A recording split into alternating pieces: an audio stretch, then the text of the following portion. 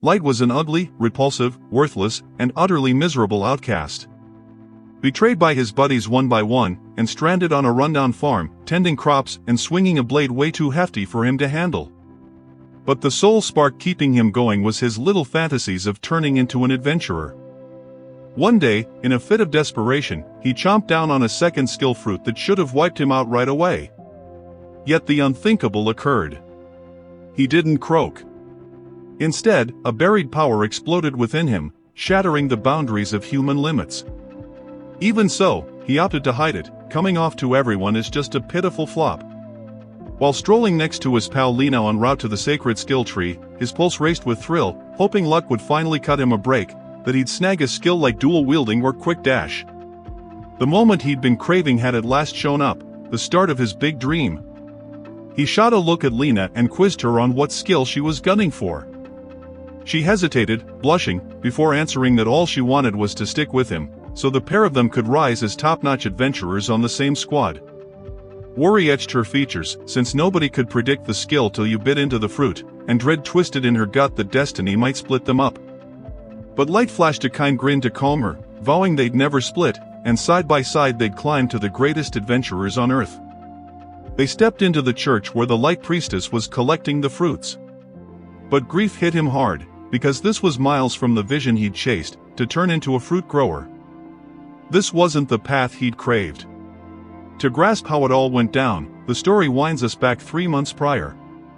Back then, the Holy Sister had laid it out that the skill from the skill fruit was locked in forever, and nobody was allowed to scarf more than one in their life.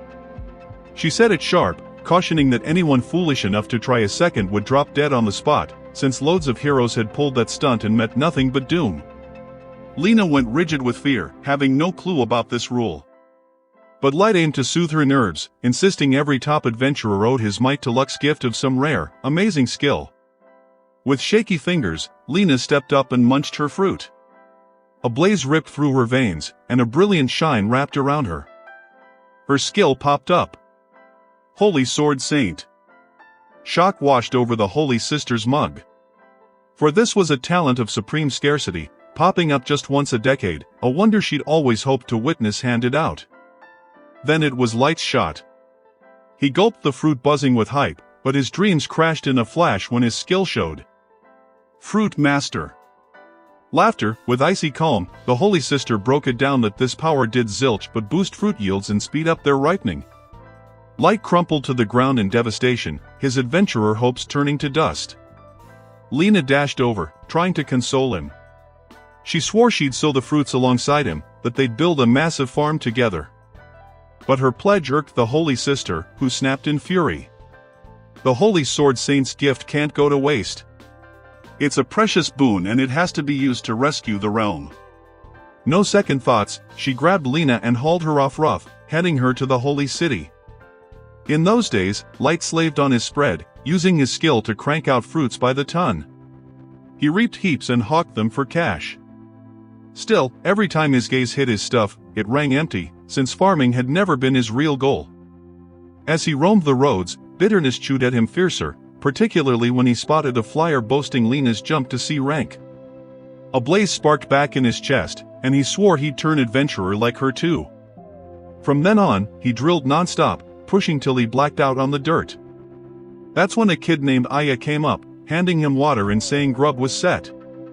It turned out Aya was an orphan and the village chief had tapped Light to look after her. Starting that day, she bunked with him, pitching in on the farm chores and eating meals at his side. Over one such supper, she quizzed him on the crop, and he said it was solid, especially those so-called skill fruits.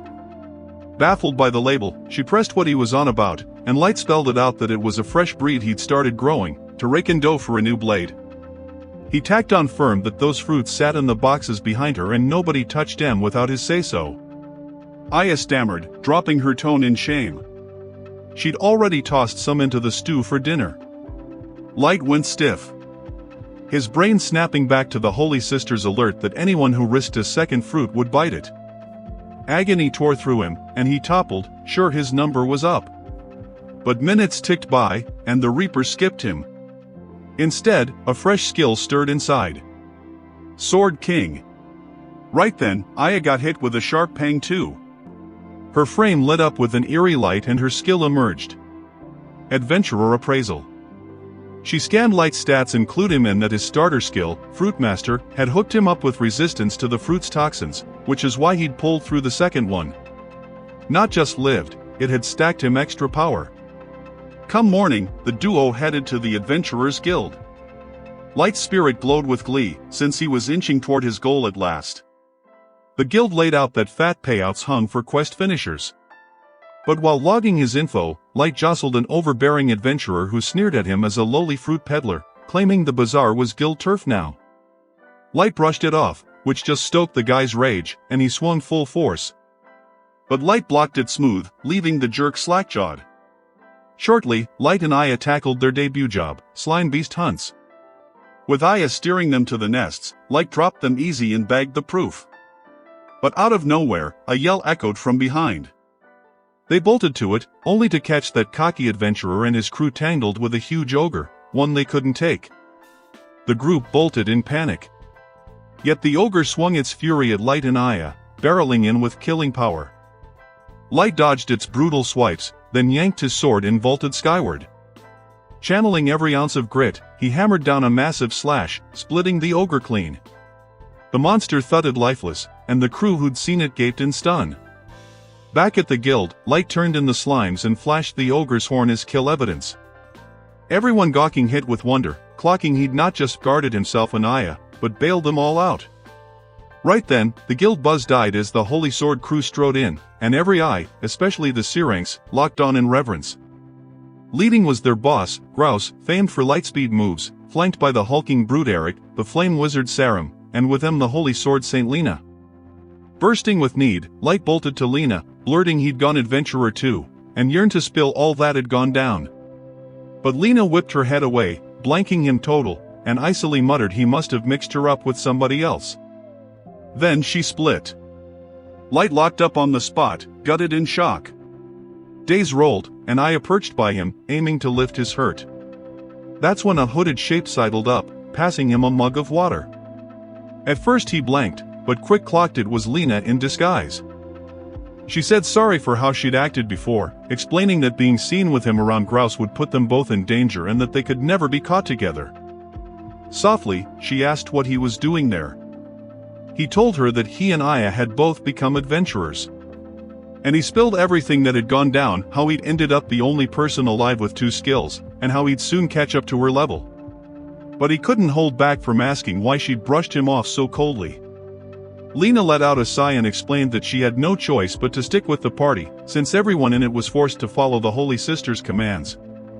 Light remembered the Holy Sister from the church. When he asked if it was the same woman, Lena nodded yes. To Light, it felt off, because the Holy Sword Party was supposed to be legendary heroes, not just puppets on strings. That's when Lena started telling him what had happened 2 months back. They'd gone up against a massive serpent, and Grouse had told Sarum to torch it with fire. Sarum did what he was told, but a gust of wind pushed the flames straight into a farmer's fields, burning everything to the ground. Lena had tried to step in and save the villagers, but Grouse wouldn't let her. She couldn't just sit there, so she rescued their lives herself, even though their crops were gone for good.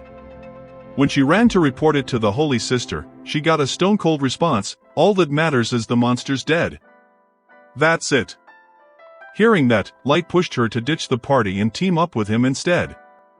But she couldn't, and tears filled her eyes. She apologized again, then turned and walked away. After that, Light went back to pick up the payout for his first quest. There, Aya suggested he take on Grouse head-on himself.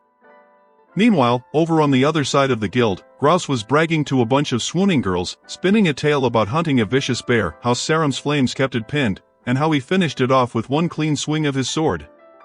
He heaped praise on himself and his crew, while everyone around him ate it up with starry eyes. But then a guild clerk walked in, telling him about a complaint from the townspeople whose homes got torched during their careless missions. He brushed her off with a smirk, sneering, "Let them rot, kick him out of the guild," and waved it away like it was nothing. Just then, Light charged in, demanding he let Lena go from his party. Grouse acted like he wasn't even there, let out a mocking laugh, then told the guild guards to toss him out. But Sarum leaned in and muttered a warning, Grouse ought to watch his step, because if the Holy Sister heard about this mess, she'd bar him from adventuring in the city for good. The next day, Lena couldn't shake Light's words until she decided to handle it straight up. She marched right to Grouse and announced she was quitting his party. Right away, Sarum jumped in with a sarcastic jab, "Don't you get it? We're the best, the strongest party out there." But Lena shot back coolly, "I don't like how you guys do things." With that, she turned and started walking out. Grouse wasn't having it. He stepped in her way and pulled his sword. Lena grabbed hers ready to defend, but he just grinned cruelly and said, "Even with the Holy Sword Saint's speed and talent, you'd never beat me. Sheath it." Then, out of nowhere, he backhanded her hard across the face, snapping, "I better not hear the word quit from you again." As they left the guild, Light planted himself square in Grouse's path and declared loud and clear, "I'm not giving up on Lena.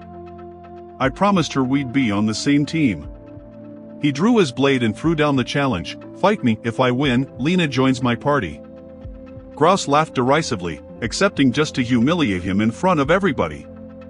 But he added one rule, if Light lost, he'd get banned from the guild forever.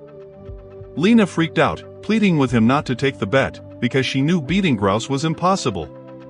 Quick as a flash, Aya scanned with her appraisal skill and revealed that Grouse had the light speed skill, letting him close distances on enemies in a blink. Grouse didn't hold back. He attacked with non-stop fury, blows coming at Light from all sides. Light fought hard just to block them. His opponent's speed and power were too much. Building up for a killing strike, Grouse smashed Light's sword to pieces and closed in on Lena, forcing her to promise eternal loyalty to him if she wanted Light spared. But fury exploded in Light's chest.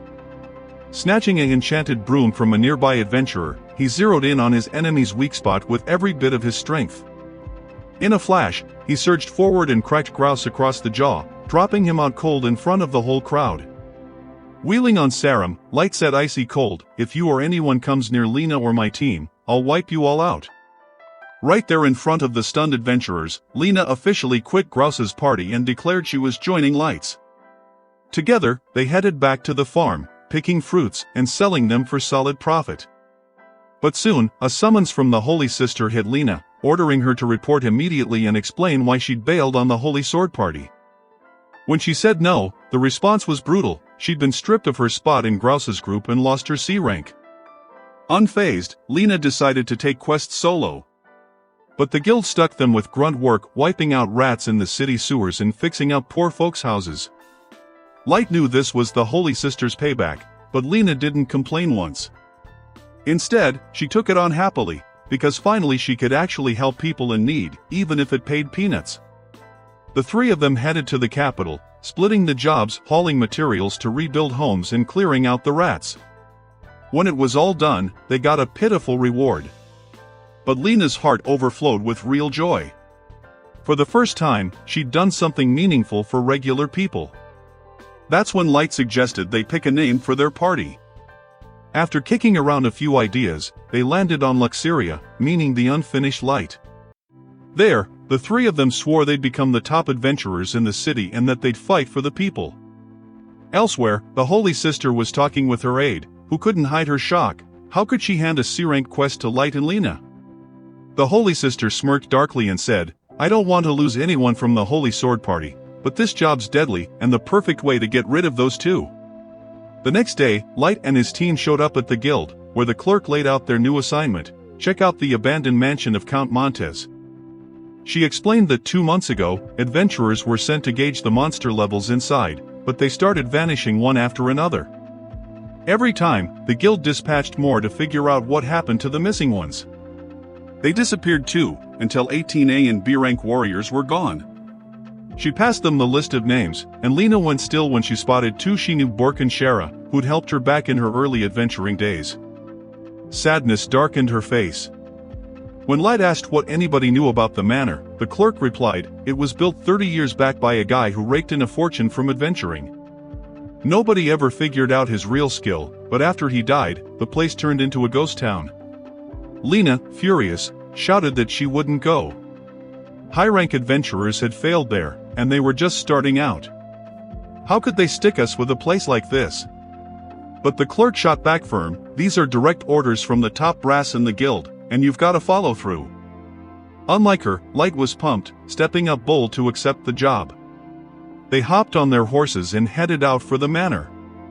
Fog rolled in thick along the trail, killing their visibility. All of a sudden, Aya's foot slid on the mountainside, and as Light lunged to grab her, the whole group tumbled down together. At the final second, he yanked his sword and softened their drop, so they hit the ground without a scratch. But there was no breather. Monsters poured in from everywhere. Light barreled ahead, slicing through a bunch, but Lena yelled, "Hold up! These are adventurers." Quick, Aya fired up her appraisal and figured out the missing ones had been turned into zombies packing archery skills. The huge numbers shoved Light back, stunned at the idea of cutting down his own kind. Before he caught on, one almost chomped into him from the rear. But Lena jumped in, dropping it at the brink, then hustled them toward the manor. They shoved the doors open, only to see the inside crawling with way more undead. With sharp accuracy, Lena hit their weak spots, taking out tons with fast swings. In the chaos, one zombie dug at Aya, and once more, Lena nailed it just in the nick. Light stopped dead, gut-punched with guilt. He'd blown protecting her and almost lost her for good. He vowed inside he'd never let her face risk solo again. Then he pushed for heading up to the second floor, since the zombie count blew past the missing adventurers, and the route had to be upstairs. They crept up the stairs careful, and there stood a creepy witch, swaying with weird elegance as she eyed them from a distance. It was obvious she was the brains behind the manor's mess. Out of nowhere, another swarm of zombies hit them, tougher than the first batch. Aya fast used her appraisal skill, learning these things had been tamed by somebody. Light went rigid, confused and lost on what was going down. Right away, Lena broke it down that someone was pulling their strings and bossing them around. Light scanned the dark till he spotted thin threads hooked to the zombies' bodies. Tracking them slow, the team got pulled into a total blackout room. Lena murmured uneasy, "This is the master chamber." Out popped a strange girl who named herself Tritana, going by the Black Swan. For a quick second, Light felt a rush of relief spotting a live person finally. But before he could move closer, fresh waves of zombies flooded the room. Aya scanned her quick and the reality hit. She rocked the necromancy skill, letting her rule over corpses and critters. Light tried pitching teamwork, pointing to their shared quest, but she shut it down flat, stating her goal. She'd come to take him out. Then she sicked her zombies on them. When he demanded why, her answer was ice short.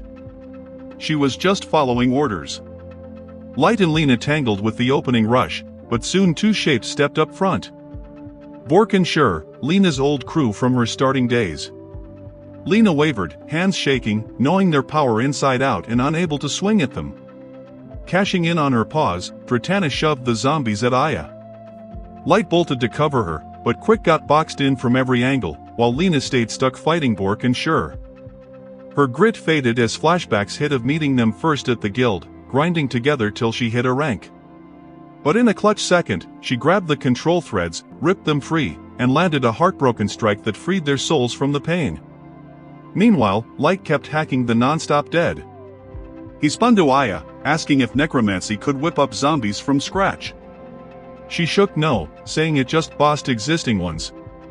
His bafflement grew. How then had this army popped up in such a cursed spot? Aya tried digging deeper with appraisal for the hidden piece, but Tritana hit her hard. Furious, Light told her to hop on his shoulder so he could guard her tighter. Elsewhere, the Holy Sister grinned with sneaky glee. When her aide asked why the good mood, she just said she'd spotted a shadow cross the moon. The action flipped back to the manor. Light, hauling Aya on his shoulder, leaped to the chamber's beams, while she zeroed her appraisal on the endless undead down low. One after another she checked their skills till finally her face went white. She'd spotted one packing summoning power. Her voice shook, spilling the bombshell. The zombie facing them was Count Montez himself. Right then, Tritana clocked that Light and his team were closing in on the secret. All of a sudden, from far off, Light caught sight of a giant zombie lumbering their way. Aya shook scared and hollered, "It's the Soul Harvester. Anything it touches turns zombie instant." The beast barreled at them scary fast, and Light jumped high to clash. But he fast realized Dratana was steering it too. She spilled then that Count Montes had called this thing from the start, but it cost him big. The summon warped him into a zombie.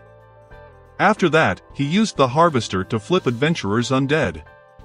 Light locked up stunned, yelling, "Why would a winner adventurer like Montes go this route?" Dratana just smirked mocking and said he knew way too little. Then she dropped about forbidden skills, powers so risky owning one got you hated and hunted. Count Montes, she announced, had carried one necromancy. At the jump, folks cheered him hero, loving his muscle and backing him hard. But over time, fear crept in whenever he called beasts or used his dark tricks. Slow, cheers flipped to doubt and doubt to hate till he got labeled traitor and ditched by everybody. The light bulb hit Light. Montes had holed up in the manor solo, away from the world that loathed him. Dratana backed it, adding the guild never quit dispatching adventurers pretending monster checks when really it was assassination runs. Pushed to the wall, Montes fought back, zombifying them. Winded, Light muttered, "Why didn't anybody in the guild spill this truth?" But Dratana sliced him off with a sly grin. "Talk's over. Let's have some fun." She barked the order, and the zombies swarmed. Light dug in, mind spinning that maybe his fruit skill immunity was the secret sauce letting him snag rare powers. Maybe this was his ticket to top adventurer. The fight kicked off and quick they saw the zombies loop the same moves robotic. Just dolls on Dratana's strings. Light called up Sword King Force, rocketing up and landing a move that yanked Dratana's focus for a split second. Grabbing the shot, Lena dove at the Soul Harvester, and channeling the holy punch of Holy Sword Saint, she smashed a killer hit that wrecked it complete. Facing Dratana, Lena stated she wouldn't end her, since questions needed answers. But before starting, Light rushed Count Montes, still gripping control threads, and hammered a last strike ending him. But in that flash, Dratana moved quick, pushing Montes to tap his final juice.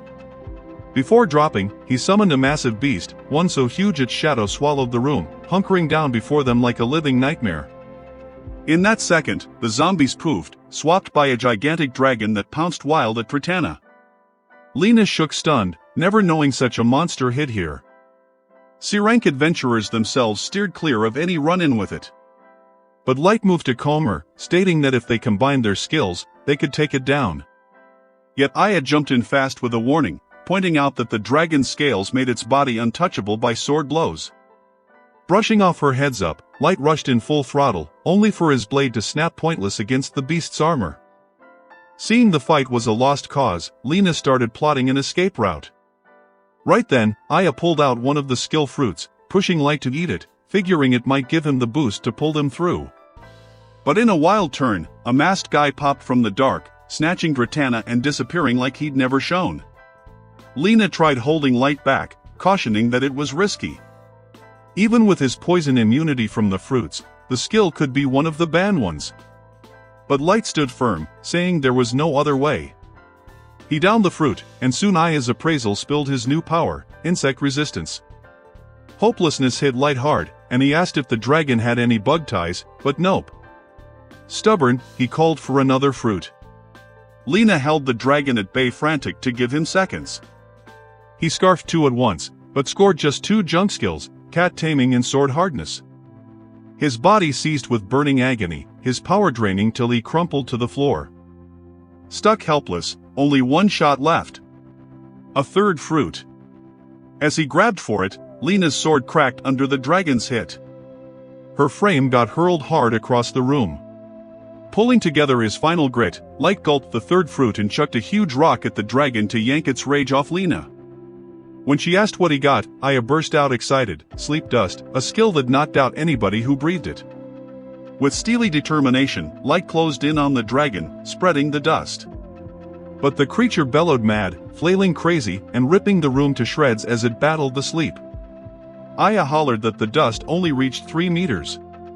No choice left, Light gripped his busted sword, bashed the ceiling overhead, and rode the crashing debris to launch himself higher. Hitting the dragon's head, he dumped the dust straight into its jaws. The monster quaked, then crashed into deep slumber. Lena quick sliced off a chunk of its body for proof of the win. and together they bolted before the manor fell apart around them. Hopping on their horses, they raced for the city. But fatigue slammed Light, and as they hit the gates, he slid off his ride, out cold. Elsewhere, the masked figure handed Dratana over to the Holy Sister. She asked what he made of Light. His reply was cool and calculated. I didn't figure he'd drop the dragon, but I don't peg him as a real danger. He won't be any trouble. Not till he crosses the one that's been prophesied. Next morning, Aya rounded up some fruits and pitched in with Lena on fixing breakfast. Lena grinned thankful, since she was covering for Light, who was still stuck in bed. Soon though, Light shuffled into the kitchen with a wry smile, saying, I didn't kick the bucket, but I'm bored out of my mind. The two fast hauled him back to bed, insisting he keep resting, even as he griped he was good. But they held tough. His energy had to build back first. Before drifting off again, he murmured soft, Where you headed? Lena explained she was off to the guild to dig into the wrap-up of their last job and the backstory on that evil dragon showing up. He tried getting up to tag along, but Aya promised she'd fill him in on every bit later. When Lena and Aya got to the guild, the clerk said the briefing set for them wouldn't kick off for another couple hours. Lena then floated registering Aya official as an adventurer while they waited. The thought caught folks off guard since she was so young. Downcast, Aya whispered, I feel out of place here. I got no gear, no weapons like the real adventurers. But Lena took her hands and bucked her up. You've got the appraisal skill. Without you, we'd never have beaten that dragon. Time flew as they shopped around. Aya stepped into a jeweler crammed with knockoffs.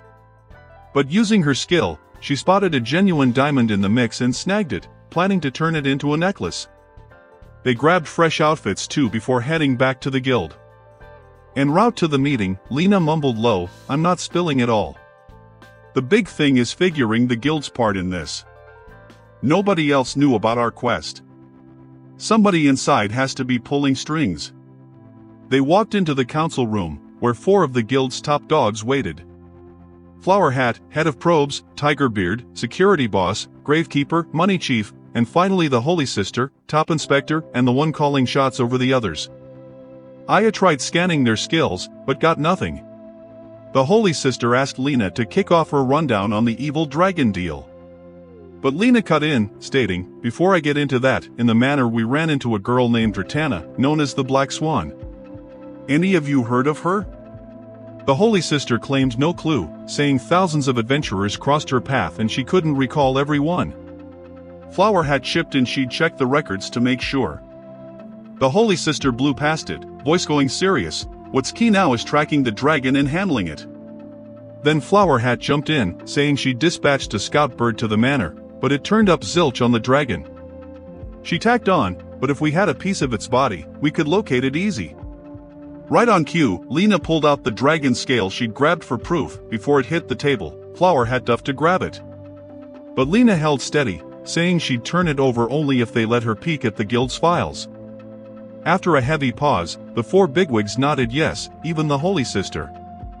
But she added chilly that it didn't mean she'd run the probe herself. Flower Hat used her powers on the scale, then dropped, 12 years back, a girl scored necromancy from a skill fruit. Lena fired quick, and who handled the appraisal then?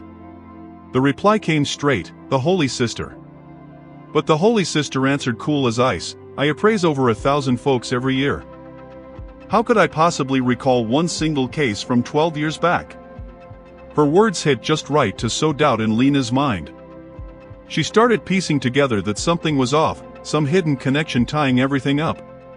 Before she could chase that thought deeper, the Holy Sister announced official, the Luxuria party is hereby wiped from the guild's books. Lena reeled in shock and demanded why. The reply came quick, Grouse had lodged a gripe saying Light had snatched a member from his crew by force. Right then, Light strode into the room, sure the guild would roll out the red carpet for dropping the dragon. But his confidence got smashed hearing the ruling. He let out a bitter chuckle and said, So what? Even if you scrub us from your lists, the 3 of us will always be Luxuria. Then the Holy Sister fired up her appraisal on Light, and to her stun, whatever she spotted flipped her whole vibe. In a snap, her tone switched, and she declared they'd get to keep going. On top of that, she handed them a fresh assignment to take out a C-rank monster with a huge payout dangled. Light jumped on it right away, but Lena was left spinning, her gut screaming this was just another setup. When the meeting wrapped, they grabbed the quest specs from the clerk. As the Holy Sister headed out, Lena leaned in and hissed a warning to Light, "She's scheming something, and you're playing right into it." Aya tried scanning the Holy Sister's skills again, but Zilch showed up, cranking her unease higher. Just then, Gravekeeper butted in, announcing Light owed a 1,000 coin fine for barging into the chamber packing heat. Light pushed back, pointing out his sword was busted anyway, but that just amped the penalty. "Then it's 5,000 coins, since the Swords Guild property and you wrecked it." The clerk piled on that he couldn't borrow another blade anymore, and he'd have to craft one matched to his skills. Lena laid out that smithing swords took ages and serious grind, then decided to head back to her hometown, hoping to scare up some help for him. She left Aya in charge of looking after Light meanwhile. The two of them hit the craftsman's district hunting a blacksmith's shop. But they quick learned most forges were under the Holy Sister's thumb, and nobody would lift a finger. Fury boiled in Light over the dirty play till an old-timer pointed them to the legendary Smith Bolst's spot, tucked away in the city's west side. Heading there, they spotted a scared girl bolting as three punks chased her down. She tripped and ate dirt, and one reared back to smack her, but Light blocked the hit. Pissed, the goons wheeled on him. One charged swinging, but Light yanked his shattered sword, channeling his skill into it. He squeezed so hard the thing exploded in his grip. Fear gripped the kids, and they scrammed terrified, hauling each other off. Once the thugs split, the girl came up to thank Light and introduced herself. "Name's Monica." She offered to have them over for a drink, but Light begged off, saying he was rushed to hit Bolst's workshop. She grinned soft and said, "This is it." She ushered them in, and to their shock, the place they'd landed was the exact forge they'd been after. Light scanned around figuring on seeing smiths hammering away, but she just said plain, "It's only me. I handle it all solo." The surprise ramped up when she spilled she was the legendary Bolst herself. She showed off some goods, lifting a frying pan with 5 pancake molds punched in, saying it ran 2,000 coins normally, but she'd cut it to half price for saving her skin. Light flushed awkward, owning up he wasn't even into pancakes, his head spinning at the setup that looked nothing like a weapon forge.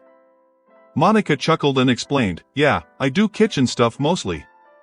But when Light eyed an axe chilling in the corner, he asked her to whip him up a new one, claiming he was a farmer needing solid tools. She checked his hand close for sizing, then got to it, firing the metal and hammering precise.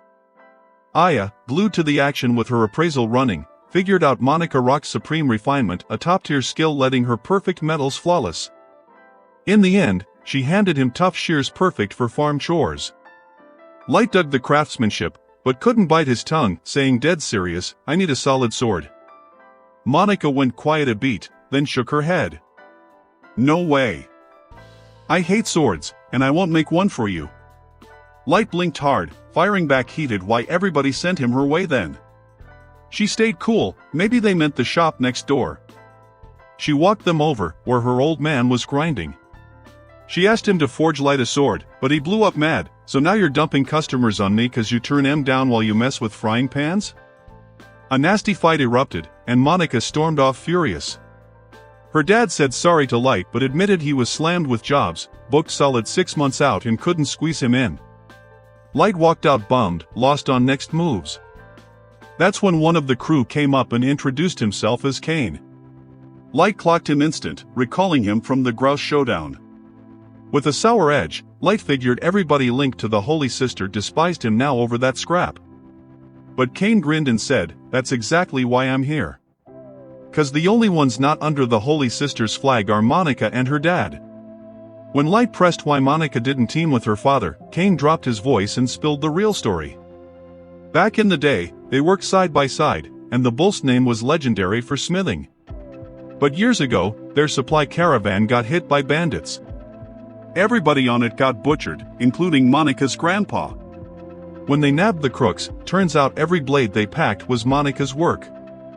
From then on, it scarred her deep and filled her with hate for forging swords. While they talked in the forge, a guy named Zammel, one of the Black Talon Syndicate merchants, strode in. He locked eyes on Light long and hard, saying, "I swear I've seen you somewhere." Right then, Monika's dad stepped up and barked why he was there. Zamo said he wanted a standing run of weapons, weekly drops for a full year. Kane shot back quick that they were already drowning in orders. Zamo just smirked nasty, "Then we'll hit up Monika. She's the real legend, and we'll make her crank him out." Light stepped in to block him, insisting Monika didn't do weapons period. Zamo replied ice cold, "We'll convince her the hard way." Up against the threat, Monika's dad had no choice but to cave unwilling. Light got it then that the whole setup was just strong-arming to squeeze Monika as bait till her dad caved to their orders.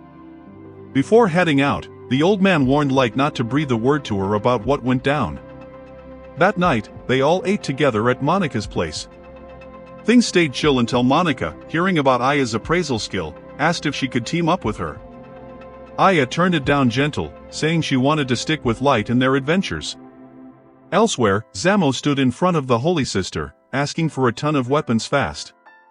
She agreed quick, then brought up that Light had been spotted in the craftsman's district, offering to haul him in if she wanted.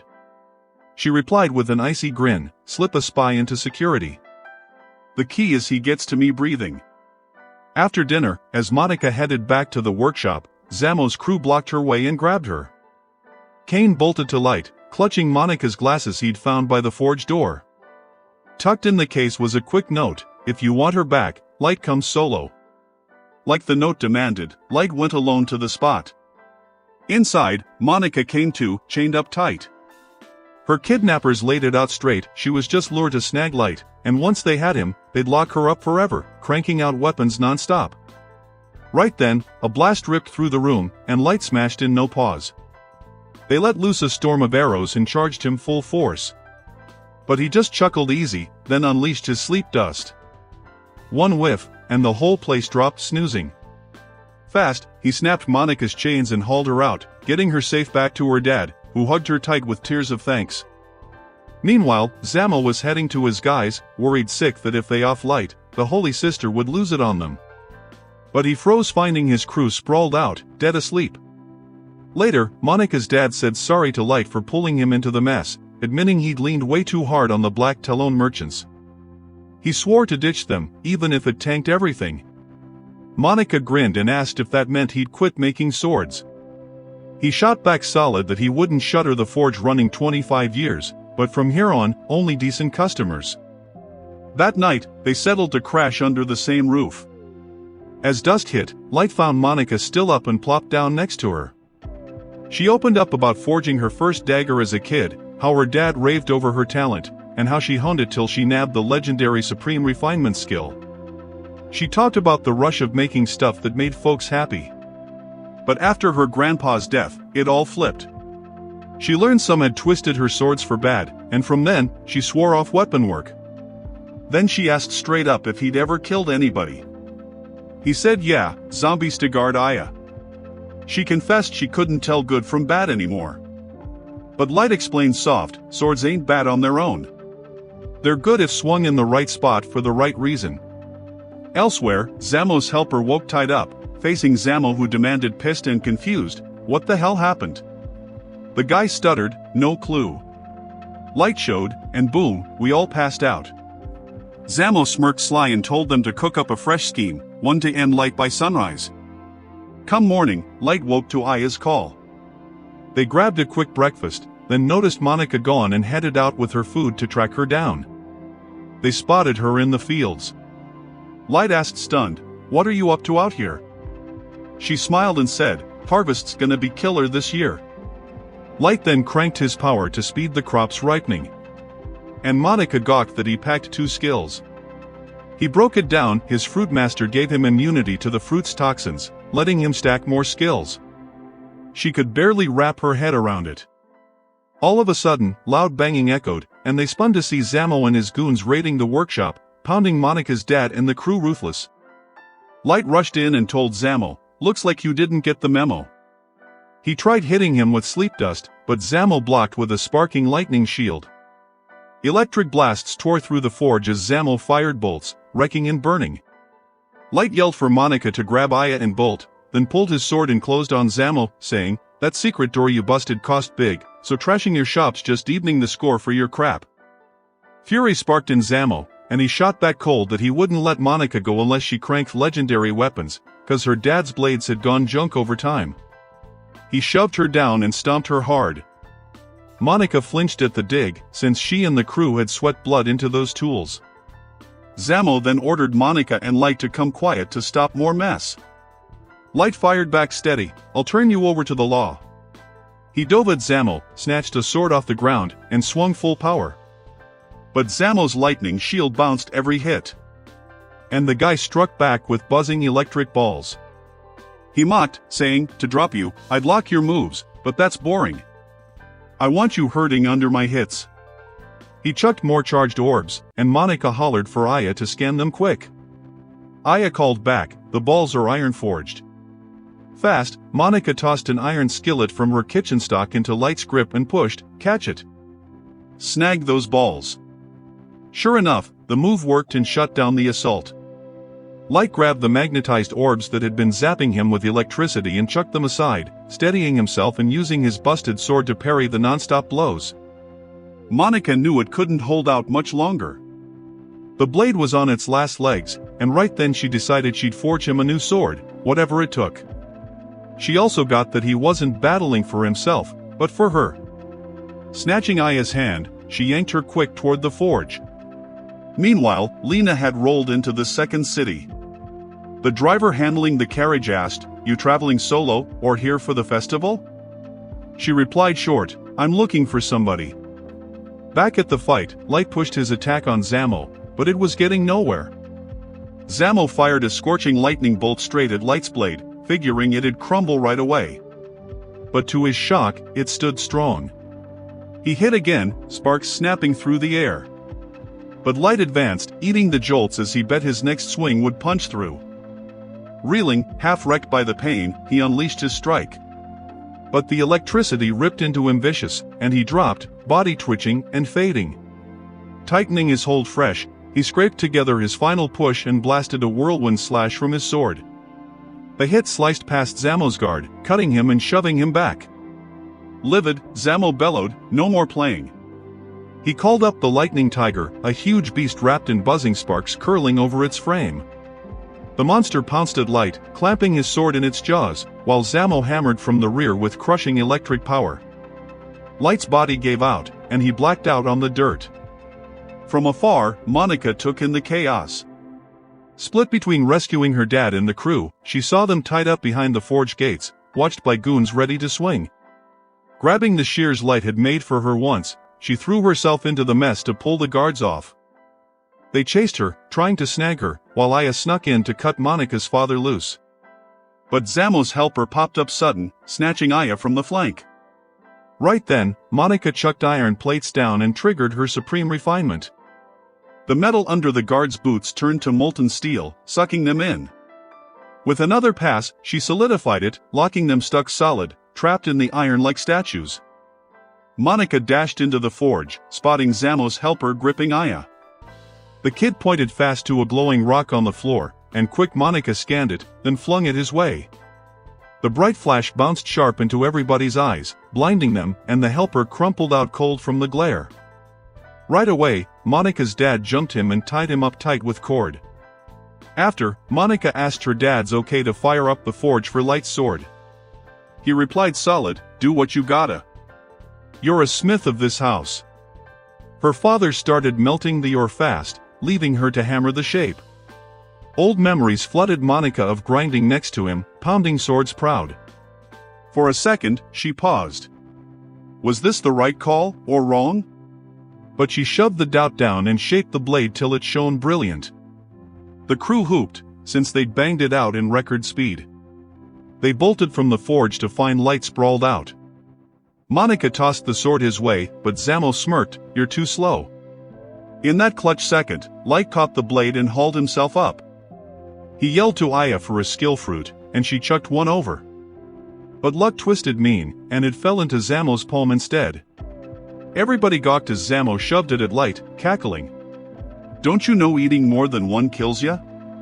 But reality flipped the ambush. power surged back into light instant, and a fresh skill mark flared on him. He roared bold, "You walked into my trap. I'm immune to the skill fruits. I can eat endless and stack power forever."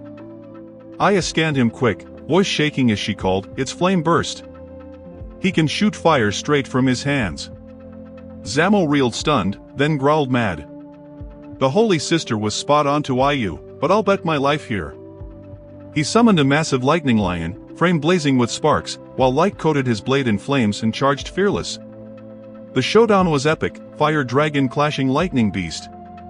The boom rattled the ground, flames and sparks swallowing the field. Both fighters stood heaving after the hit, but then Zamo dropped, out cold, thudding hard. In Light's grip, the sword broke again. He turned to Monica, saying sorry for snapping it, but she just grinned fierce and replied, "I'll make you a new one that matches your power." And she thanked him for saving them all. Before Zamo's crew could rally, Tiger Beard, the guild's security chief, showed up, chaining them with airbinds. He said sorry to Monica's dad for the late arrival, explaining somebody had blocked the report. Her father replied easy, "Doesn't matter. Light wrapped it up already." Tiger Beard grinned, spotting the young guy. "I know him. He's the up-and-comer who took down the evil dragon." Right then, a bird landed at the forge with a note from Lena. She let them know she'd hit Tritana's city soon, though it'd take a bit, and said she was good. Monica eyed the letter and said, "So this is Lena, the Holy Sword Saint." Aya nodded yeah, saying she was on their team. Then quick fired a reply to Lena, warning her a Black Swan member had tried killing them and somebody was backing him. Meanwhile, Lena pulled into the city clutching just a ripped swan wing for proof. She pushed on to the fairy capital, hunting Gritana's trail. When she asked two guys nearby about the name, they shook scared and bailed fast, leaving her confused. She tried another young woman, but fear hit her too, and soon folks dodged her. That's when she clocked a young guy staring hard, like he had words for her. She tailed him, suspicion brewing. Criminal maybe? Or Holy Sister's spy? If so, she figured, she'd have to take him out. The path dumped her in a tight alley that dead-ended, and the guy vanished.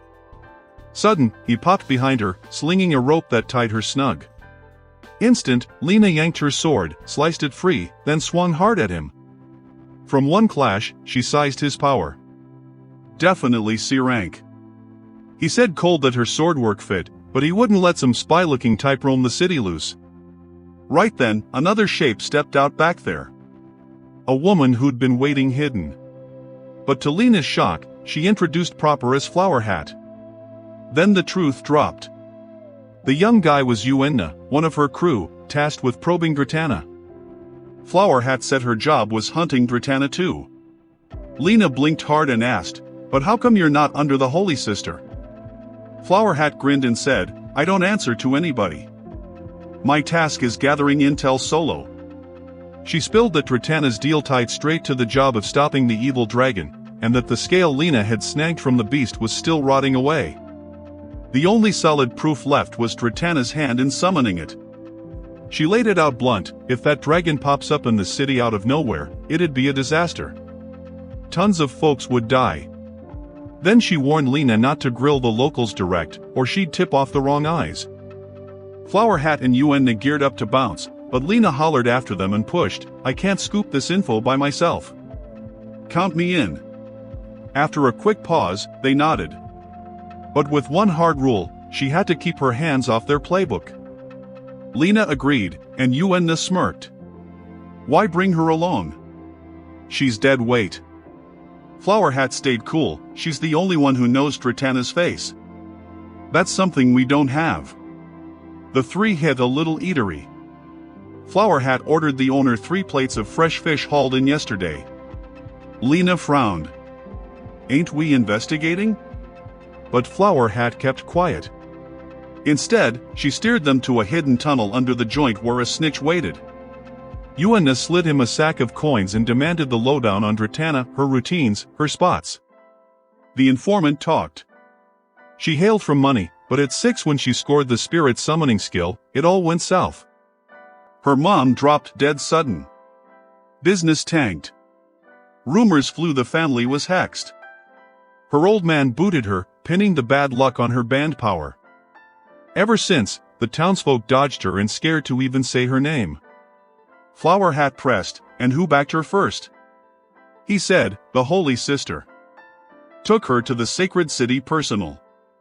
When Flower Hat asked her current hideout, the guy replied, she's right here in town. Lena went stiff and muttered, you saying she's still kicking? The man grinned nasty and said, who told you she ever bit it? A chill dread clamped Lena as she breathed, then who was the one that went down in Count Montez's manor? Did she walk out of there? The informant leaned in. I can pinpoint her spot, but it's gonna cost ya. Yuenna grabbed his throat, jamming a blade to his ribs, and snarled, spill the location or you ain't walking out breathing. The guy choked out scared, in the theater district, prepping a fairy dance there. Meanwhile, Dratana sat in her pad as her helper pushed her to chill, warning about the ache in her hurt foot. She shot back stubborn, the Holy Sister picked me for the dance. I gotta be set. Elsewhere, Yuenna broke down that the fairy dance was a holy ritual on the last day of the fairy festival. He told how 1,000 years back, the fairy king held the city's lake against a monster swarm, and from then on, it turned yearly bash. Every year, one fairy got picked to do the dance. This time, it landed on Dratana. They rolled up to the practice stage where warm-ups happened, but guards blocked them, no passes. Flower Hat grinned and claimed they were fairies here to dance, with their own musician tagging along. The guards waved them through. Lena whispered, but I can't dance. And Flower Hat chuckled, you think Yuenna can play? Inside, Lena spotted Dratana gliding with the shaky elegance of the fairy dance. Yuenna moved quick and tied her up. But Lena stood froze, wondering, what ties a kid like her to the investigation's boss? When Flower Hat demanded where the evil dragon vanished to, Dratana replied icy, it slipped my grip the second I called it. Flower Hat settled on hauling her to the sacred city and using a trace spell skill to hunt the dragon's path. But Dratana pleaded for just 2 days, time to nail the fairy dance she'd dreamed of since little. Flower Hat shut it down hard. Lena begged her to listen this once. Irked, Flower Hat reminded Lena of the deal, no meddling in her ways. Wheeling on Dratana, she stated, if you don't come peaceable, we'll drag you out in front of everybody. Right then, Lena yanked her sword, cut Dratana's ropes, grabbed her hand, and bolted from the stage. Yuenna dove to nab them again, but they dodged clean. With her busted foot, Dratana tripped up en route. Lena scooped her up and fired her leap skill, bounding over rooftops to shake the chasers. Yuenna pursued but quick lost them in the maze alleys. Flower Hat told him to cool it. No sweat, Dratana won't ditch town before the festival wraps, and snagging her then'll be cake. On a little boat, a poet spun an old tale to his buddies about the fairy king. He nodded at a huge rock ahead and explained under it rested one of the king's crew, and the fairy festival rolled yearly for him. Then he murmured wary, if that follower ever wakes from his nap, the whole world goes down. Elsewhere, Light kept grinding hard in training. Aya tried halting him, pushing rest, but he brushed it off determined, dead set on breaking his edges. Monica stayed buried in her forge, pouring everything into hammering a fresh sword fit for Light's rising strength. At the same time, Flower Hat unleashed swarms of birds into the night sky hunting Lena and Dratana, tapping her night sight gift, but the birds came back shaking like they'd seen hell. She clutched a dead rose, triggered her skill to check it, and jerked back worried deep. Turning to Yuenna, she said, if my worst fear's real, then Lena and Dratana are our only shot. Meanwhile, the two girls roamed the streets, scouting a hideout till the fairy dance hour hit. Lena pushed to find a spot way off Flower Hat's radar. But Dratana shocked her by saying, I'll ask the Holy Sister for help. Lena halted dead and snapped sharp, what's your tie to her? And why did you come at us in Count Montez's manor? She pushed harder, I'd come just to figure that out. I've heard all about your childhood. But what I can't get is why you still threw Shara and Bork's bodies at us. Dratana stayed silent, only murmuring soft, you'll figure it all out yourself when the moment hits. As they kept moving, two bubbly kids in fairy outfits paused in front of them. But Dratana's smile flipped to hurt when their mom bolted over, yanking them away mad, barking never to go near her like she was some plague. All of a sudden, screams ripped down the streets and chaos hit the crowd. Monsters swarmed in, pouring into the city. Lena jumped one, dropping it with a clean slash. While Dratana gasped, "How are monsters getting in here? Ain't the fairy stone supposed to block them?" Then right in front of them, a little girl almost got mauled by a beast. Dratana fired her necromancy skill, grabbing control of the critters and saving the kid. But then they spotted a boy with a horn on his head, boxed in by the same monsters. Lena charged reckless to his side, putting herself on the line. Dratana jumped in again, hauling her back and warning, "Don't pull that reckless stunt again, or you'll get yourself killed." But the threat just ramped up. A dark mist ballooned into the sky, and out of it crawled a weird thing, the fog beast. Yuenna surged ahead, tying it down tight, and with his crew ripped it to shreds. After, Flower Hat barked for the folks to bolt quick to the Fatio church, saying the spot was too risky to hang around. Lena and Dratana came up shocked and asked, "Why the church particular?" Flower Hat replied short and solid, "Because it's got a protective vibe, a light aura that guards it from monsters and their hits." Dratana went rigid, floored. "But how? I never heard of anything like that." So they all decided to head for the mist, which they now saw was building thick in the lake center. Flower Hat pushed to go there now. Dratana spun to her alarmed, "You know what you're suggesting?" Flower Hat replied steady, "I do." So they hopped on their little boat and shoved off. Flower Hat laid out that the monsters were spilling through a portal and somebody had cracked it open on purpose. Dratana yelled unbelieving, "No way! The stones always shielded the city." Flower Hat shot back, "There's a power flipping its effect, a reverse pull to its force. That's why I've decided to smash the fairy stone." Dratana sucked in air, "That's the Earth's anchor. You can't mess with it." But Flower Hat answered sad, "I got no option. If I don't break it, I can't save the city." Their arguments clashed hard, leaving Dratana speechless stunned, while even Lena puzzled how the thing could even get wrecked. Sudden, the poet from the earlier boat showed up and said, "Smashing the stone on festival day is danger off the charts." Flower Hat whipped around sharp on him, "So you're behind this?" The poet replied, "Hold up a sec." Then he pulled from the gate a massive monster. Lena dove on it and hacked its arm, but the raw power of its swing launched her flying. She slammed down on the poet, pinning him till Yuenna slung his ropes to yank her back aboard. The guy's shape changed, showing his real deal. He owned up his name was Argos, and his gig was revenge and grabbing back the earth. That's why he'd called the beast. Then with a bellow, he summoned a whole army of monsters at once and sicked them on the group. Flower Hat ordered her team to wreck the stone fast so the summon gates would shut. Yuenna bolted to pin the beasts, but the water slowed him, and he fought hard. Sudden, everybody saw a unicorn turn into crystal stairs stretching to the fairy stone. Lena scrambled up the glassy steps quick. As the fight exploded, Argos glowed furious and swung at her, but she blocked and countered with a first strike hit. In that flash, banned books popped up. Flower Hat explained there were 48 hidden volumes locked under the sacred city for being too risky, and she was the only one who could read them. She grabbed the ice tome and the stone tome, unleashing their juice on the monsters. She whipped up a magic wall trapping them inside, then pushed her crew to rush and smash the stone. Lena hunted desperate for another fix. Wishing Light was right there with her, but no other route. Pulling together all her grit and guts, she hammered with full power, blasting her force at the stone. With a booming snap, the fairy stone cracked apart in front of them, leaving everybody stunned staring at the wreckage. Sudden, huge gates ripped open in the sky, and from them Argos called a scary force called the Sea King. It was the evil dragon itself. It dropped on them with a flood of fire breath. The blaze so hot it sapped them all before wheeling its rage on the city, wrecking everything in sight. Flower Hat had sworn the townsfolk were all cleared out. But Dratana's eyes teared up watching the fairy stage go up in flames, her kid dream burned to nothing. Lena eyed her steady and pushed her to get back up.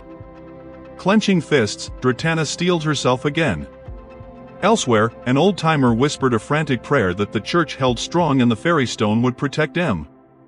Next to him, a kid's voice rang out clear, saying she'd read about this exact time in an old book, the Fairy King's fight with the beasts, and a hero would show at the clutch moment. On the battlefield, Flower Hat pushed to hold her magic cage on the monsters, yelling for Yuenna to mop up the stragglers. But her power crapped out soon, and she dropped to her knees. Argos cackled cruel mocking, keeping up his ruthless city smash. Dratana spun to Lena and cried, "We can't win without all four of us linking up." Lena hoisted her sword and replied solid, "Pin the dragon just 5 seconds, and I'll end it." Dratana unleashed her necromancy, calling the downed beasts to her. She mashed them into a giant colossus that wrestled the dragon, locking it for those key seconds. In that window, Lena grabbed her shot, shooting forward like a bolt, and with every bit of muscle rammed her blade deep in the dragon's throat. For a second, she thought it was done. Till Argos's laugh boomed out, the beast hauled up like nothing happened, eyes burning mad. Flower Hat hollered a grim alert, "Watch out. This thing ain't down yet."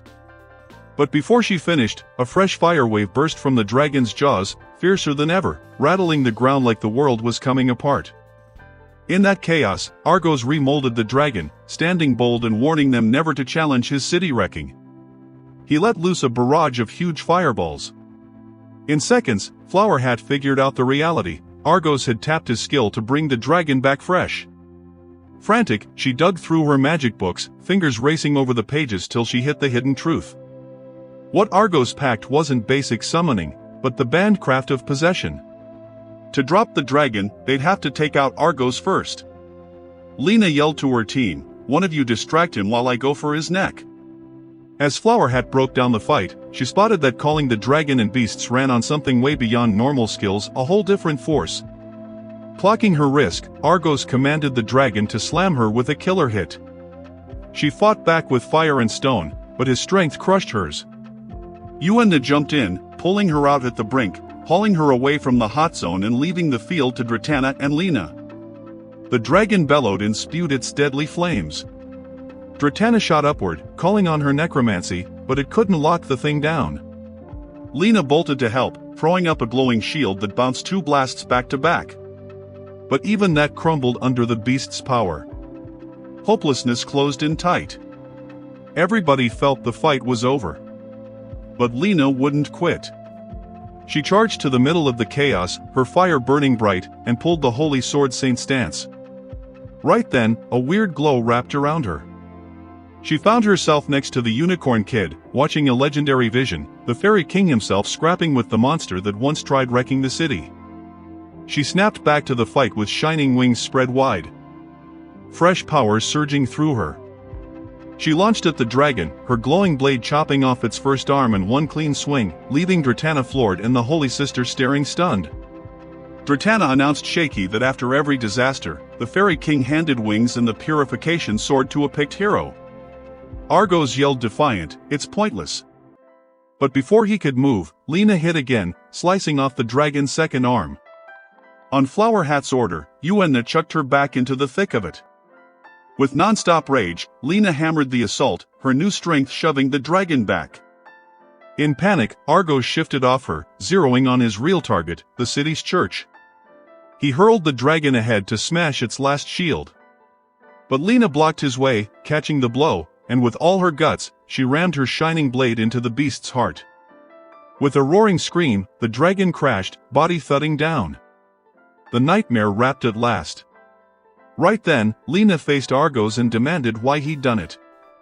He twisted a crooked grin, thinking to himself she had to be the Holy Sister's tool, the one who'd promised help, only to stab him in the back now. Fury darkened his face as he spat, "I never should have trusted that scheming woman." He threw a black spell and poof, gone in a flash, slipping into the dark, leaving just a dark promise, "I'll be back." The glow around Lena dimmed, and the boost from the Unicorn Kid faded away. Worn out, she plopped on the ground, murmuring thanks for his help. Flower Hat came over, patching her wounds and Dratana's too. Shaking humble, Dratana said soft, "It's all you, Lena." "I didn't do squat." But Lena grinned kind and replied, "I'd never have one solo. You were right there giving me strength." Elsewhere, Light hammered his training till he dropped. Aya showed with grub, begging him to chill even a bit, but he shot it down, pushing tougher. Monica hunkered over her gear, frustration eating at her cause she still couldn't bang out a blade good enough for Light. Her dad came by with a boosting smile and said, "Easy. A killer's sword doesn't come quick. If you really want to make one that fits him, you gotta know his power up close. Hit the road with him and you'll get it." Meanwhile, Flower Hat spilled to Lena and Dratana that Argos had dropped the talisman feeding his juice. It came from the old Zealam crew. Every mark on it tied to one of Argos' skills. Only one like it in the world. When Lena asked about the upside-down bat mark, Flower Hat broke it down. It was the reversal tool behind the whole mess, flipping the fairy stone's clean power into a pull for evil. Worried, Lena asked, "So the threat's done?" Flower Hat nodded. "Yeah, it's over now." Then she grilled about the weird surge she'd felt mid-fight. Lena said it came from the unicorn kid who'd stuck with her the whole scrap. Sudden, a blinding flash exploded from the fairy stone. Out of the light stepped the fairy king himself, calling himself Ol. He announced he'd loaned Lena the power through Siren, the unicorn sealed in the stone for ages. Lena asked stunned, "And those visions mid-battle?" Ol replied, "No fakes, real memories. Our fights with the beasts, our sacrifices to guard this place. Way back, the earth got torched to nothing, only healing after hundreds of years." He explained post-wars, one of them had to stay locked in the stone to stop it happening again. Siren stepped up, watching the world from inside, till this fresh crisis pushed him to send a piece of himself to back Lena. Everybody felt the weight of that sacrifice. Before splitting, Ol asked them to do the fairy dance honoring Siren, his favorite joy. Dratana jumped yes, saying she and Lena would nail it together. But Lena, bashful and unsure, pushed back, "But I can't dance." Dratana smiled soft, "It's easy. I'll show you." Next night, they stood in front of the city crowd, side by side, pulling off the dance. Hearts lifted happy, eyes teared up.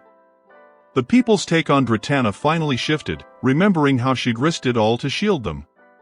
At the end, Lena stepped off the stage to watch, letting Dratana rap it solo. In his last vision, Ol popped again, thanking her for the gorgeous show. Then he turned to Lena and said, "Look after Siren. Let him check out the world. Your wings and the purification sword will soon dim, but his memory'll stick with you forever." With those final words, he faded into the dying light, and Lena sudden dropped out cold on the dirt. After a while, Lena came to from her blackout and headed back to the group. There, the innkeeper thanked her big time for helping drop the dragon, swearing the glory went to her and the holy sister who'd shipped weapons right when it counted most. Lena and Flower Hat went stiff shocked, asking him to repeat it sure. He nodded, "Yeah. She sent them via the Blackbird merchants." Dratana lifted her eyebrows surprised, "What's weird about that? The Holy Sister's always been good to us." But Flower Hat shot back solid, "The haul from the sacred city here's way too far. Even fast news couldn't make weapons show on time. Unless the Holy Sister knew ahead what was coming down." "You and cut in, you saying she saw the fairy stone getting wrecked?" Flower Hat nodded, "Spot on. Then she hit them with, 'Any of you really know the Holy Sister's skill?'" Lena said, "Appraisal." Flower Hat chuckled sour. "Nah, clairvoyance." Quiet dropped heavy till she went on, "Yeah, she peeks the future. When she called you the Holy Sword Saint after you ate the skill fruit, she wasn't sizing your potential. She was spying your destiny. You think the dragon popping up and the fairy stone blowing was random? Who's the link tying it all? Ain't it Lena and Dratana?" Dratana wouldn't buy it, holding tight to her faith in the Holy Sister. But Flower Hat laid it straight, she'd roll with Lena to the next probe spot. Sadness weighed Lena down thinking of all those years serving the Holy Sister. A woman who'd seen it all, hit it all, and schemed just to wipe Light out. Still, Lena signed on to trail Flower Hat. Dratana first dug in against betraying the Holy Sister, but finally caved to tag along, set on seeing the truth herself.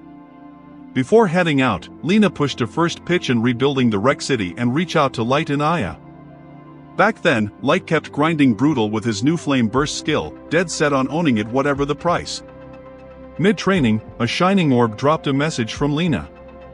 They talked long, him spilling everything gone down, saying he was still waiting on his fresh blade.